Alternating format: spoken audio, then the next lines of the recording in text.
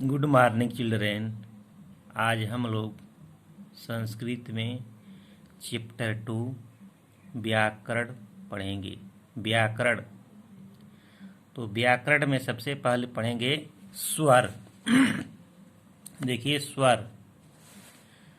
स्वरों के दो भेद हैं। स्वरों के दो भेद हैं। पहला है सामान्य स्वर।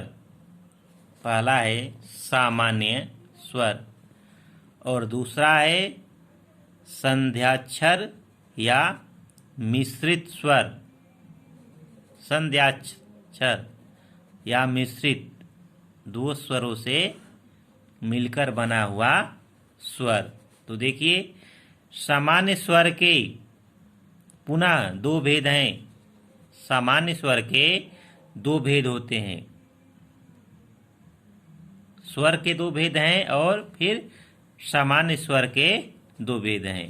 तो देखिए सामान्य स्वर के दो भेद, पहला है ह्रस्व स्वर। ह्रस्व का अर्थ है छोटा। फिर दूसरा है दीर्घ स्वर। दीर्घ का अर्थ है बड़ा।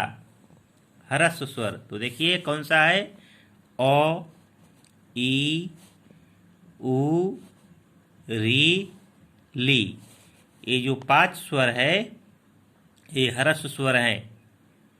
ठीक। दीर्घ स्वर देखिए आ, ई, उ, री।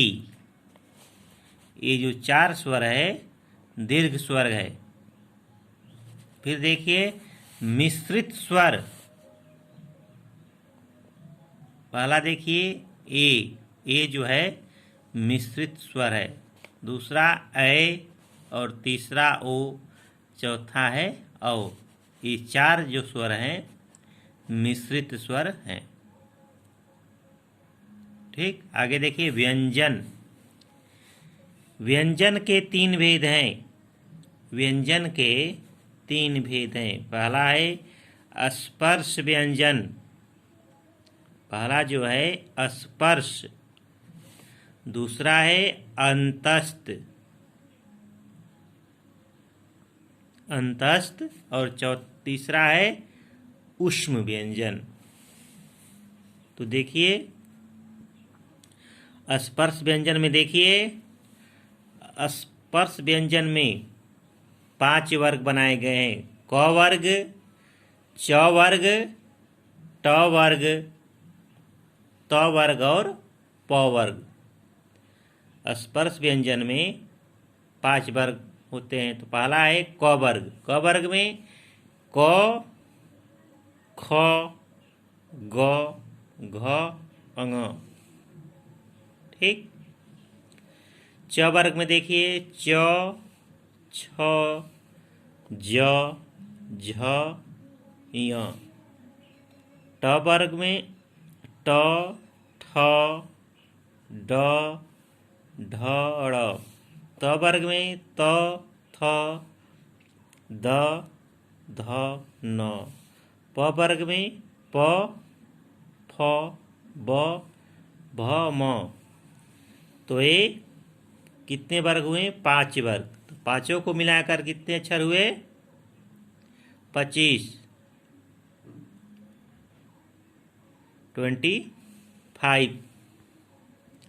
तो स्पर्श व्यंजन कितने हैं? 25। दूसरा है अंतस्थ व्यंजन।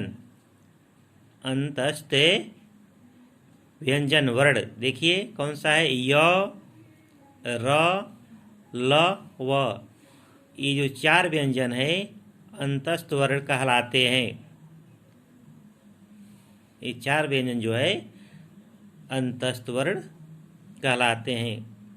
ठीक। तीसरा है ऊष्म वर्ण, श, श, स, ह।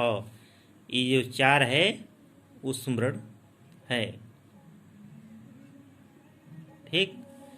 आगे देखिए लिंग। संस्कृत में लिंग के 3 भेद हैं। संस्कृत में लिंग के 3 भेद हैं। पहला है पुल्लिंग, जिस शब्द से पुरुष जाति का बोध होता है वह पुल्लिंग है। जैसे बालकः बालक, और दूसरा है स्त्रीलिंग, जिस शब्द से स्त्री जाति का बोध होता है उसे स्त्रीलिंग कहते हैं। जैसे नदी, नदी क्या है? स्त्रीलिंग शब्द है। और तीसरा है नपुंसक लिंग,